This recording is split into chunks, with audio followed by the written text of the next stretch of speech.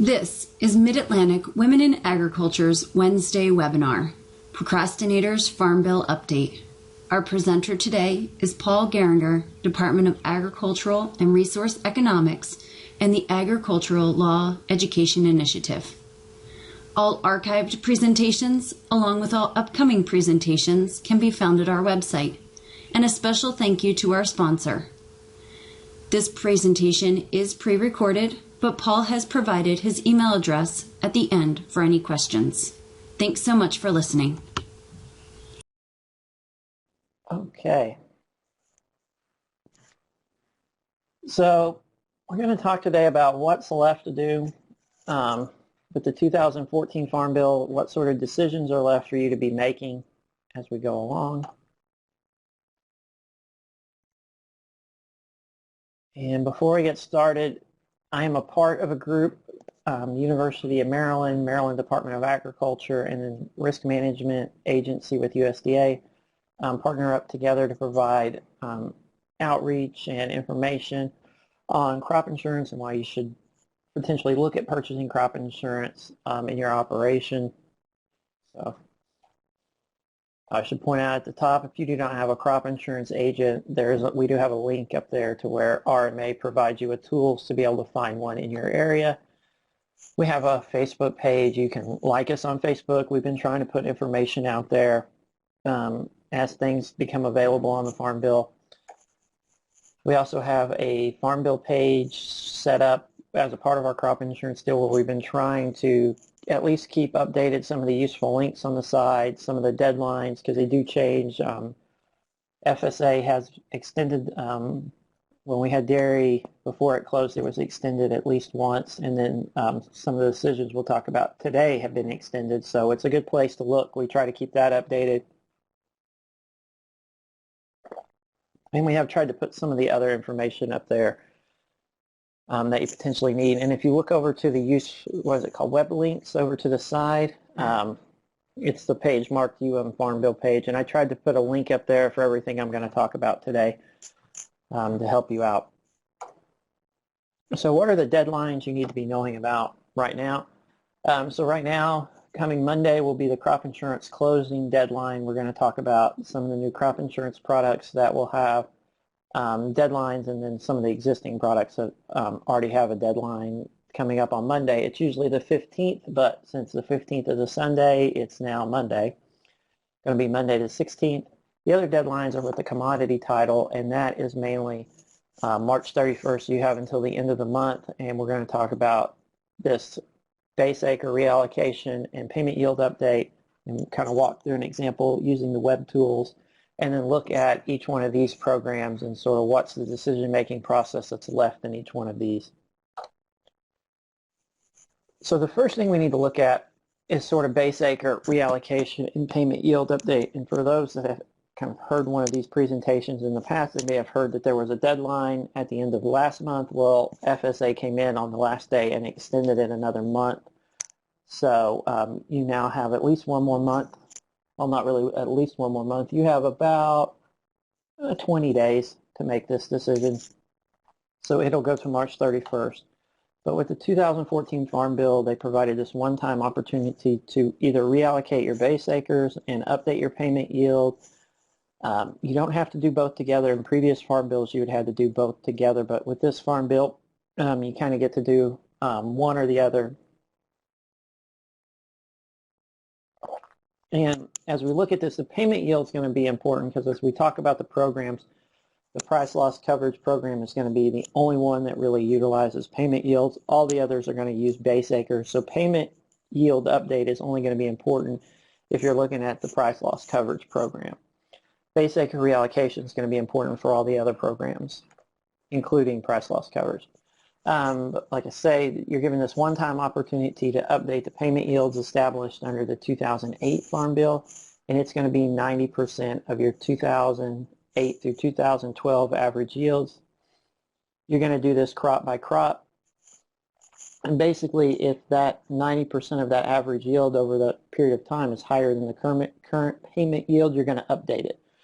That one's a simple one. The base acre reallocation, which I think is next, It's going to be a little more complicated, but landowners are given this one-time opportunity to reallocate their base acres to reflect, how their cropping patterns have changed since the '08 Farm Bill, and they can make it more reflective of the 2009 through 2012 period.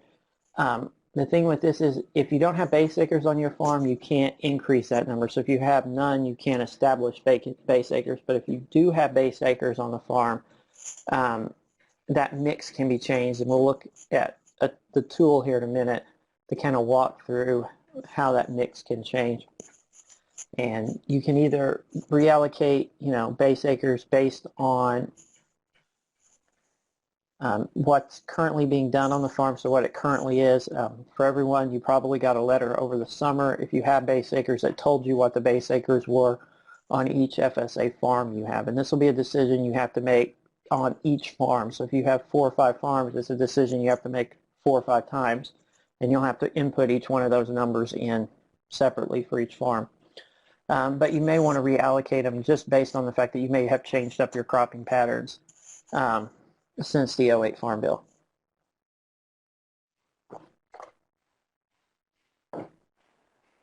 So if somebody from FSA, when we went around the state, had done this, they would have shown you all the math involved in this. They would have sat you down and had you work through examples.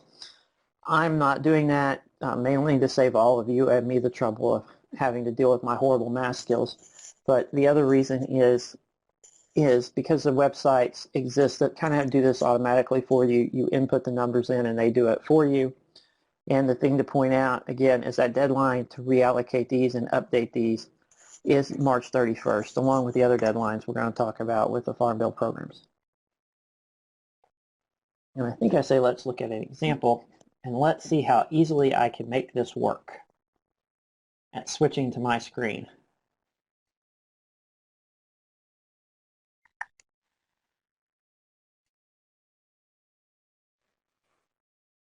Perfect, it came up. So over to the right in that useful web links, you will see a link to this farm doc.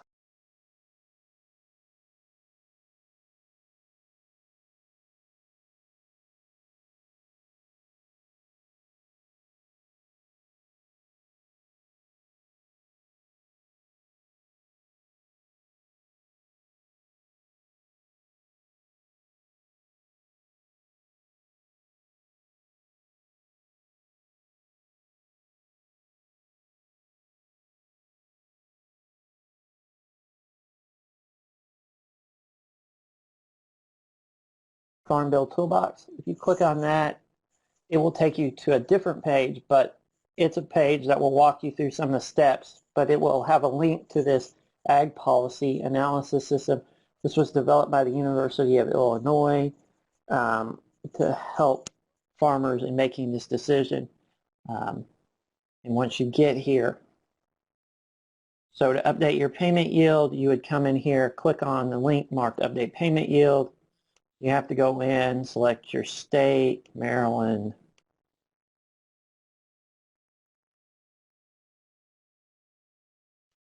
I'm just going to select Kent, and then I'm going to say corn. And then for each one of these, you would go back, and if you have crop insurance records, if you have tickets from an elevator, anywhere where we can just at least go back and see, okay, in 2008, on whatever farm it is, you had so many bushels per acre of corn. So in 2008, I'm just going to come up with some random numbers.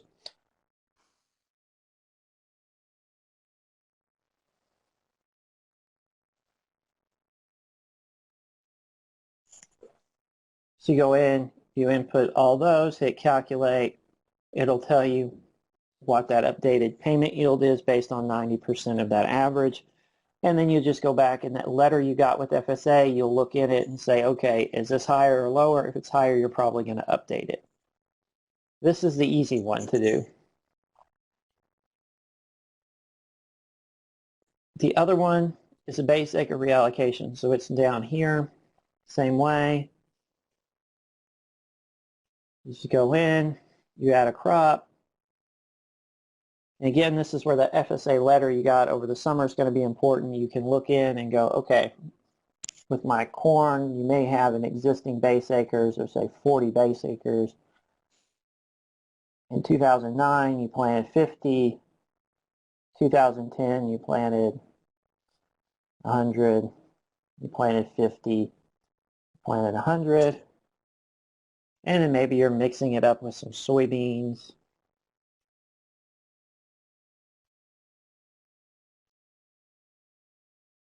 And maybe you had 30 base acres of that.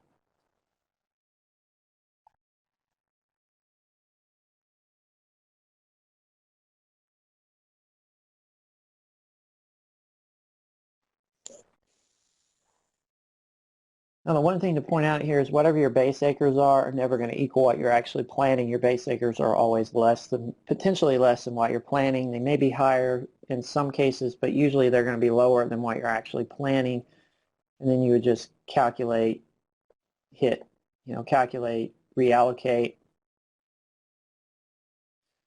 And as you look at this, we can see that it's telling you could either reallocate it 35, 35, or you could keep it the same way.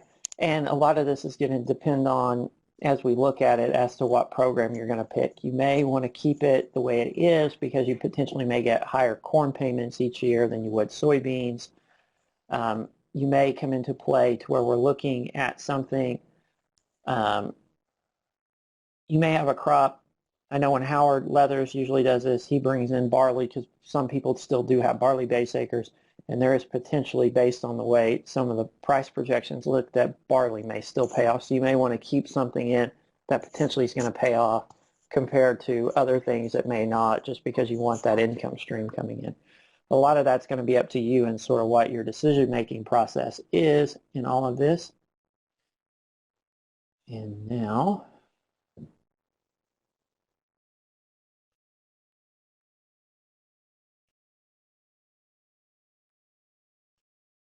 go back to the presentation, hopefully.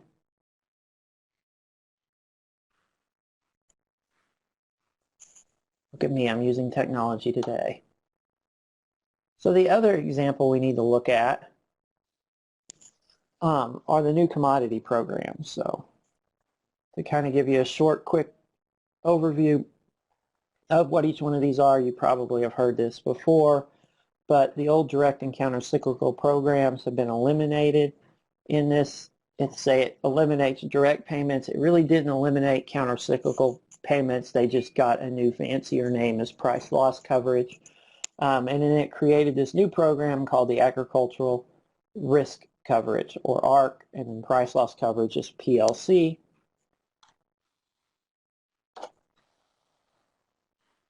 So sort of as we look at this ARC program is going to be broken into two different pieces. ARC's going to provide revenue loss coverage at two different levels, so you can come in and do ARC County, which is going to provide revenue loss coverage at the county level for selected covered commodities on a farm. Individual ARC is going to provide it on your own farm's individual. And when I say farm on this, I mean an FSA farm. So it's whatever the FSA farm number is. It's not your whole farm. It's the FSA farm number by itself.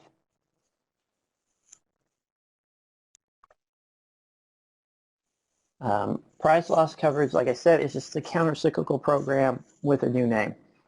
The idea here is payments are issued when the market year average price, and we're going to talk about market year average price here in a minute. If anybody has questions on it, how that's decided. So payments are issued whenever that market year average price of a covered commodity, and we'll talk about covered commodities here in a minute. I have a table showing you what the covered commodities are, is less than the reference price established by the Farm Bill. And I put a slide in here with the example. It's going to be, in the end, you take the reference price minus the market year average, and this is where that payment yield becomes a big deal. You multiply that number by the payment yield, and then you multiply it by 85% of whatever your base acres are for that covered commodity. So if you had 100 base acres of corn, it would be 85 base acres. We never pay on the full base acres coverage. We only pay on a percentage of the base acres. So what are the reference prices? We get this a lot. These are all the reference prices established in the Farm Bill. We also have a link up on the UN Farm Bill page with just the specific ones that probably apply to Maryland. There's probably a few more that are going to apply than what we have, but I put up the major ones: wheat, corn, soybeans, and a few others. But you can see for wheat, it's $5.50. For corn, it's $3.70. Can't see. Soybeans, it's $4.80. Yesterday, as we're going to talk about this, a lot of this is price driven on what people think price is going to be. USDA has come out and basically projected the market year average price for the rest of the year to be above the $3.70 for corn. So potentially PLC is not going to pay off, because PLC is only going to trigger when the market year average price is lower than each one of these. With ARC County, the payments are going to be issued whenever the actual county crop revenue is less than the ARC County guarantee, and this is going to be based off county data and not your farm data. So your crop insurance program may pay off, but your ARC program may not pay off. So how is all this set? Well, the guarantee is set by multiplying the 5-year Olympic average, market year average price. So you throw out the high and the low of the market year, take the three, add them together, divide by 5. That gets you the market year average price. You do the same thing for the county yield, and then you multiply it by 86%, because it's sort of like crop insurance, and we're taking out this 14% deductible that's going to be included in it. So we're not covering 100%, we're only covering a percentage of it. And the actual county revenue is just determined by multiplying the current market year price by the current year's county yield. Other thing to think about this is these payments are not probably always going to be as quickly as some people would like them. We have to wait for a market year to get done. We're going to talk here in a minute about how long that is, because if you're a procrastinator in this, you probably have done what you should have been doing, which is wait as long as possible in this process. And then payments cannot exceed 10% of that county benchmark revenue.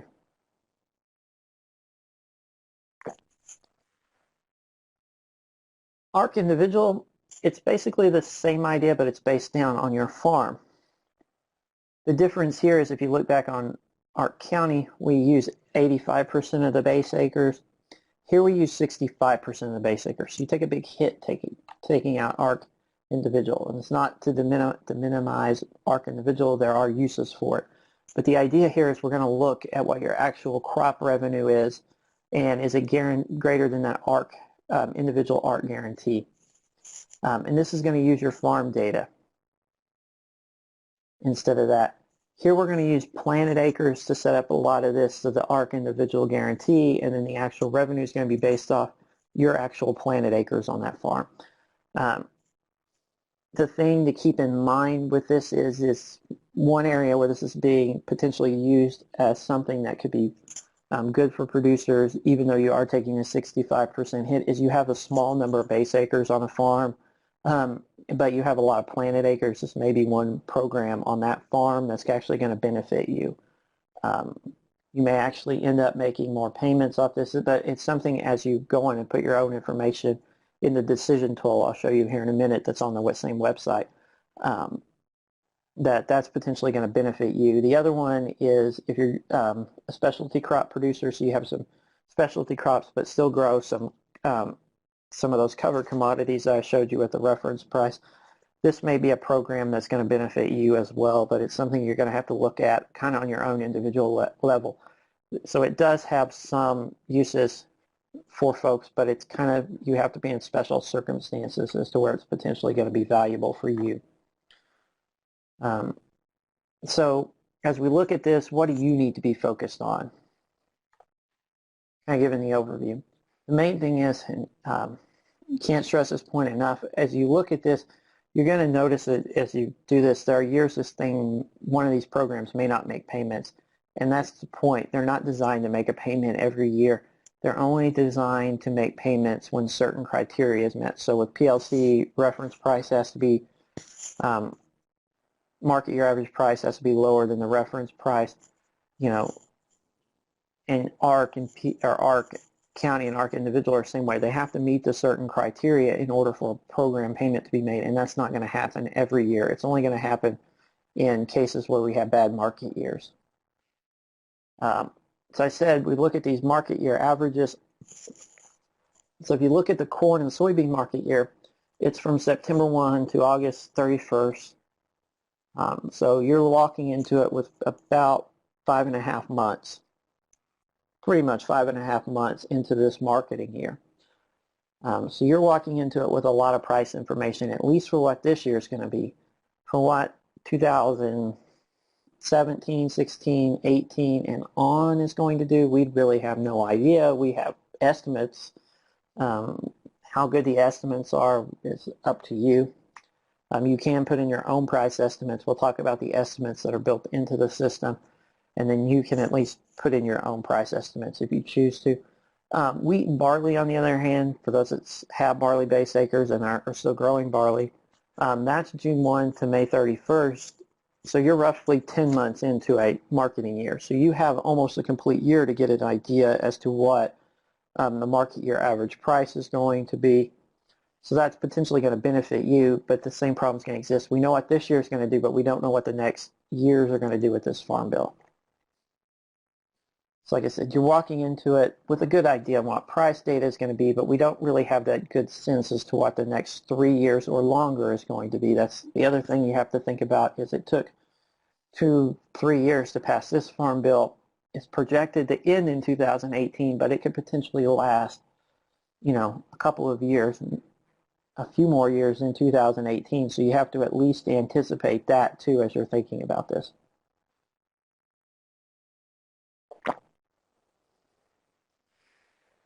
Oh, when will the first payment be made? I think with wheat, if I remember right, it will be sometime over the summer after contracts are signed, so probably around August. And I want to say with corn and soybeans, it won't be till around the 1st of October. So it'll be sometime after August. First, they have to have time to calculate the average, and then time to go back and do all the paperwork necessary to get the checks to come out.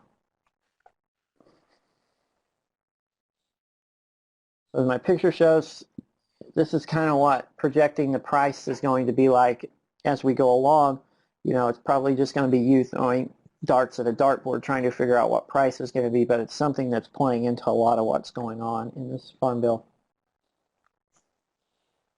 So the question we've been asked a lot of these is, how do I decide which program is better? A lot of people would prefer us to just tell them which program is going to be better, but we really can't do that because we don't know what each farm does.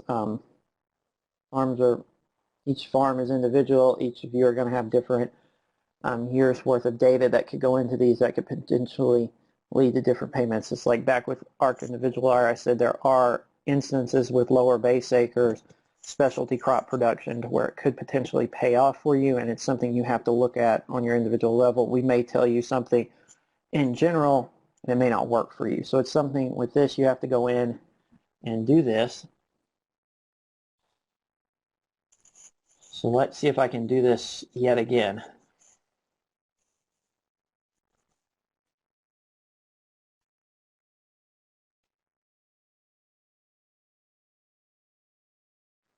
Okay,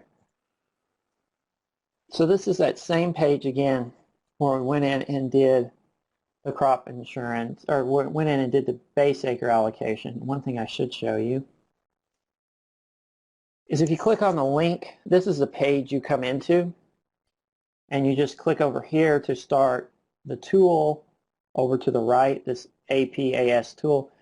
The other thing is if you come up here and you forget anything I say today, you can come up here and click on that, go back, click on this program crop decisions, click on start program decisions, and you can start going over each one. It gives you instructions. If there's a video to watch that the University of Illinois has put together, they have a video up there that you can look at and start you through. It'll tell you how to find the information you're going to need, so it gives you a sample of what the FSA letter looked like. if you forgot what it looked like, so you can go back and find it in your record somewhere. Hopefully you still have it. Then after you do that, it'll walk you through the updating your program yields. Do you reallocate base acres? Then you'll start looking at ARC individual and PLC. We always start, or ARC county and PLC. You always start people off looking at ARC county and PLC. And then at the end, once you've looked at them, we add in, do you want to look at ARC individual? We haven't talked about supplemental coverage option, this SEO, but then we'll talk about it here in a minute. And then step 7 is program sign up once you've made all that. But that's, if you forget nothing else, this is at least a site you can go to and work your way through it. They have useful tools on it. The other thing I will point out is if you have problems with the tool, you can call us here at the University of Maryland. We have no control over it. You have to go through the University of Illinois since they're the people that designed this tool. Basically, in the Farm Bill, it was written in to provide money to institutions to develop these tools. 2 institutions got the money, Texas A&M and the University of Illinois. We've been using the University of Illinois, so they're the ones that have to take all your issues with it, sadly. So we have really no control over getting it fixed. But they do have a number up there you can call. You can email them. I haven't called them, but email at times has been slow with them asking questions, so you might try giving them a call. Okay, so now let's go to the Farm Bill tool itself. And when you look at this, the simplest way to start this off with you is to start with this sample farm. So you click on sample farm. We're in Maryland. Give us a Caroline County this time. And then in this, they have 4 sets now of price projections. The price projections are this futures / FAPRI hybrid price, so it takes what the current futures market contract is for each one of the commodities, and then it factors in the University of Missouri's FAPRI Center's price forecast for the next years. You can use Congressional Budget Office numbers if you want to, which were used when they put the Farm Bill together. You can look at what USDA prices are, or you can use the University of Minnesota's prices all by itself. And hopefully that's showing up, because on my screen when I'm looking at the other one, it's showing up as weird blue box. But if not, there are 4 options there. You can look at them. I'm just going to select USDA prices. You can go around and play with this. I would encourage you to use all 4 prices to kind of look at this. And then the other one is your crop insurance coverage. So if you're whatever normal level of crop insurance coverage you do, you would select. And then click on sample farm. These are just taking NASS averages. So it's taking the National Ag Statistics Services acreage reports, an average amount for what a typical farm in that county would have. You can change these around however you want to more match what you're doing on your farm. And then at the end, you click on this, click on expected program payments, and you can kind of see how combined. So that was for all 4 crops that were listed in there. So let me go back to the sample farm. So this would have barley, corn, soybeans, and wheat included in it. So if you're not doing one of those crops, that's why you would want to take out that acreage. It will throw off the analysis a little bit. You can kind of get an idea of what you could potentially make off ARC this year, what you could potentially make over the next 5 years of the Farm Bill with ARC County, ARC Individual, same way, PLC, and then it adds in this SEO that we haven't talked about yet. And then it kind of optimizes them to show you what the best payout's going to be. Then you can break it down crop by crop, so you can look and see with corn. It usually takes a second to see what that payout's going to look like. So you can see with corn, it looks like, potentially ARC's going to pay a little bit more, but if you add SCO on, with PLC, that's where the big point, it's going to be a little bit more there.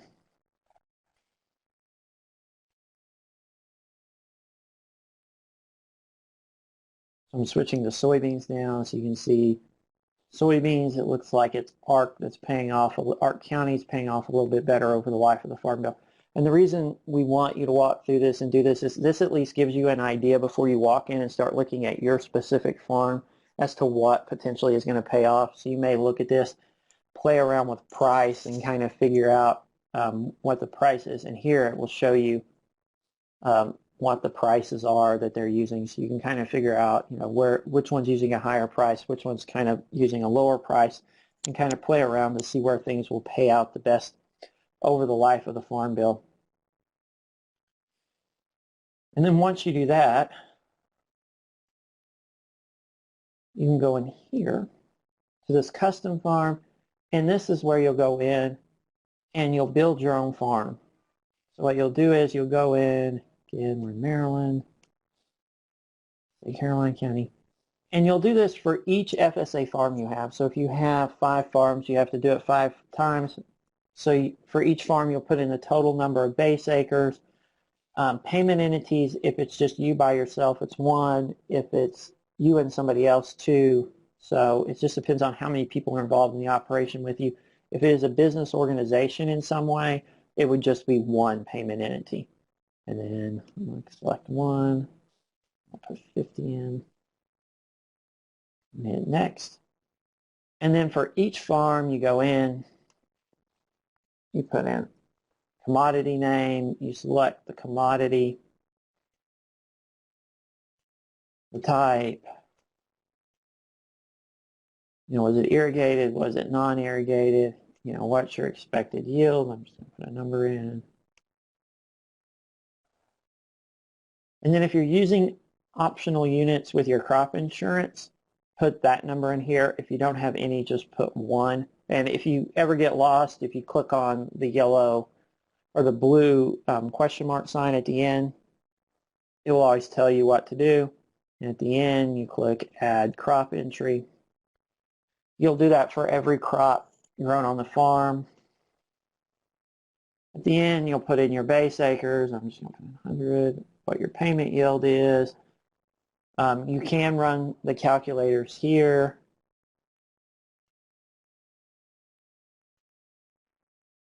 Oh. This is the other thing. If you forget how many base acres were there, it has to always equal what you put in at the very start. If you forget, you have to go click back up here and start over again. You can put in your payment or your yield history to do the allocation, the updating there.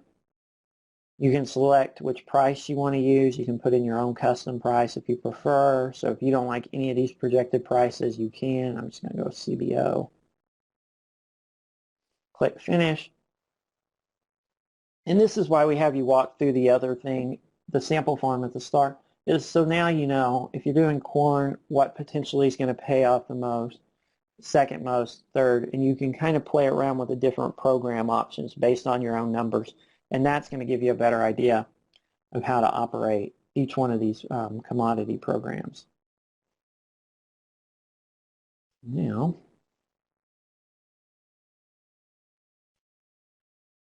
if you have any questions on that, please type them in the box.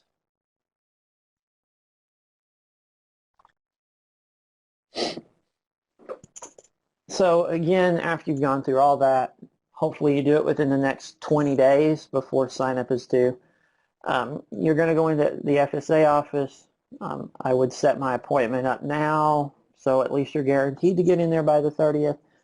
But with the PLC and ARC County, it's going to be a cover commodity by cover commodity decision on each FSA farm.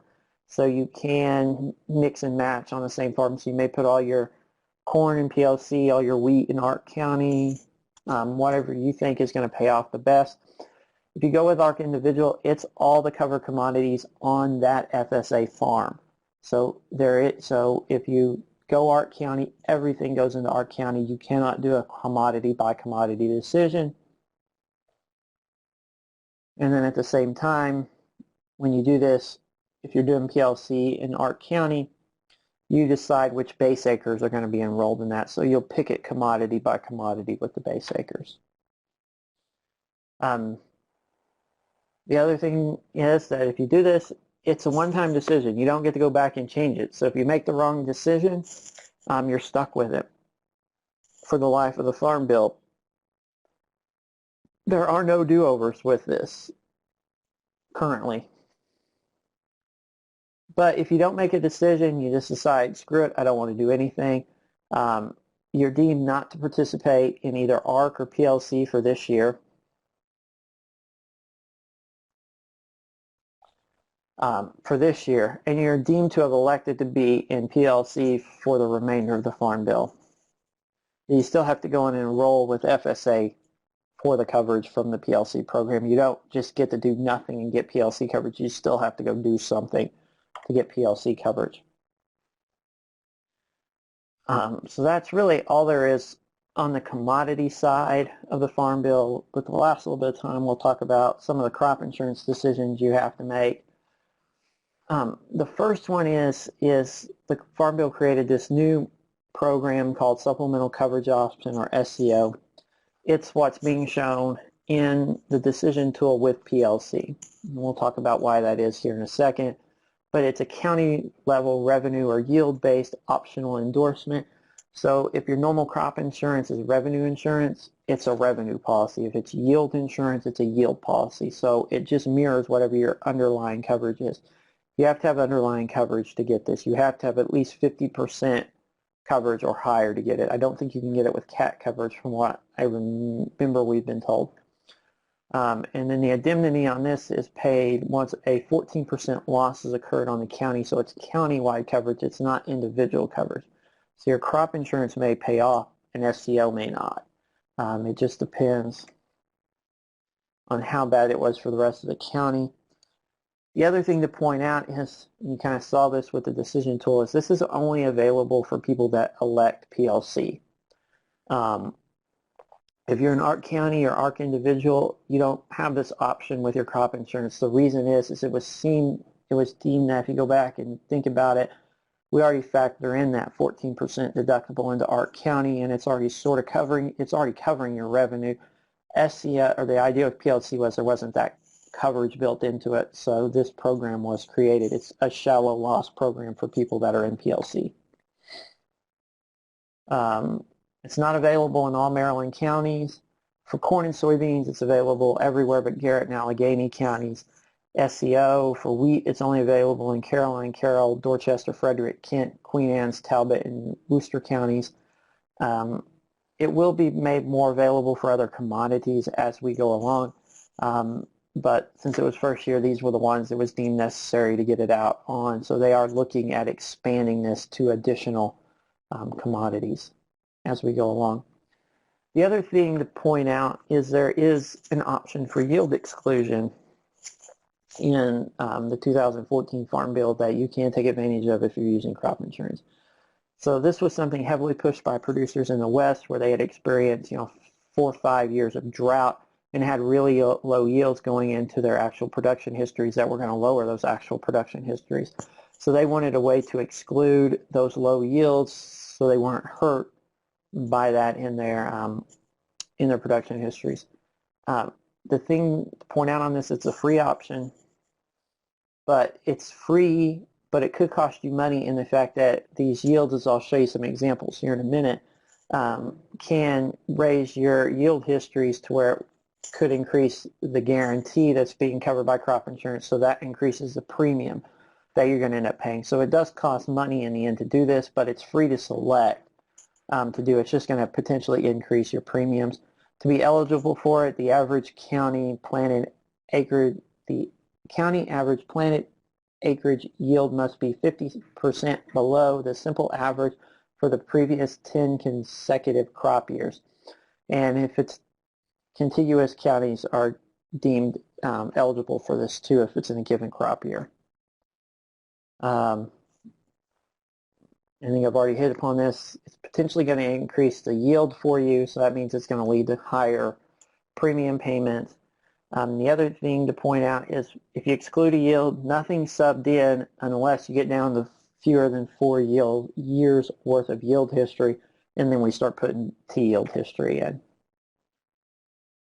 And we're working on, I think I have a link to this over to the side. Yep, I do. And we have this table up there if anybody's interested in it. This just kind of shows with soybeans, we're looking at about 6 years where it's possible. If you're in Kent, Hartford, or I cannot remember the other county off the top of my head, Garrett, you don't get yield exclusion on soybeans at least in any of these 6 years. If you're looking at it with corn, almost all Maryland counties had at least 1 year where they're eligible for it. And that table again is up on this yield exclusion link. How is this going to impact you? Well, if we look at it, and we take in this farmer with 10 years of history, you can see, if we don't kick anything out, the APH is 144 basically. If we kick out the 2 years, we increase it by about 8 bushels per acre. But bear in mind that is going to come with a higher premium cost. And that's all going to depend on factors with your crop insurance agent. The other thing to point out is we are approved in Maryland for this trend-adjusted APH. If you can take yield exclusion and trend-adjusted at the same time, but the thing is, for any year you exclude a yield on, you can't have it trended up. So as you can see here, if you don't take it and don't do APH or trend-adjusted APH, 144, but if you just do trend-adjusted, it jumps up to 149. But if you start excluding yields, you're going to jump it up about 15 bushels per acre, 14, 15 bushels per acre doing it. So there is potentially a way to increase your yields, but again, bear in mind it's going to increase the premium cost. The final thing to hit upon is, I said this date was coming up, we also now have whole farm revenue protection. And it's designed, if anybody ever used AGR Lite, it's designed to replace those policies. This is the new policy. So if you're diversified specialty crop, mixed grain, organic, livestock producers, this is potentially an option for you. It's available everywhere in Maryland. You can't take catastrophic coverage with it. You have to at least take 50% to 85% is the coverage levels available. It's going to cover, losses of expected farm revenue from either crops produced during the insurance period, commodities bought for resale, all commodities on the farm, but excludes timber, forest products, and animals for sport, show, or pets. So there is some advantages to this policy potentially. For those interested in it, the insurance year follows your tax year, so however you file taxes, whatever your tax year is, that's what the insurance year is for that. Again, if you're interested in it, we have some information on it available. The closing date is March 15th each year, but again, it's a Sunday, so it's the 16th this year. You're going to have your Schedule F ready to show to the crop insurance agent to verify your revenue. But the fact sheet sort of walks you through all the materials you would need if you're potentially interested in it. Final thing to point out is that now with crop insurance, just to remind everybody, is now conservation compliance is a part of it. So every year starting this year, you're going to have to go file this 1026 with FSA certifying your conservation compliant. If you're already participating in commodity programs, you're going to have this on file anyway. But if you haven't traditionally done it with crop insurance, you're going to have to do it now. The thing is, if you don't do it, you're still eligible for crop insurance. You could just pay 100% of the premium. So it's worth making sure you get it in by June 1 each year. And Thank you for watching our archived presentation of our Wednesday webinar. If you would like to see more archived Wednesday webinars, please visit our YouTube channel. Or to find a schedule of upcoming live webinars, visit our website.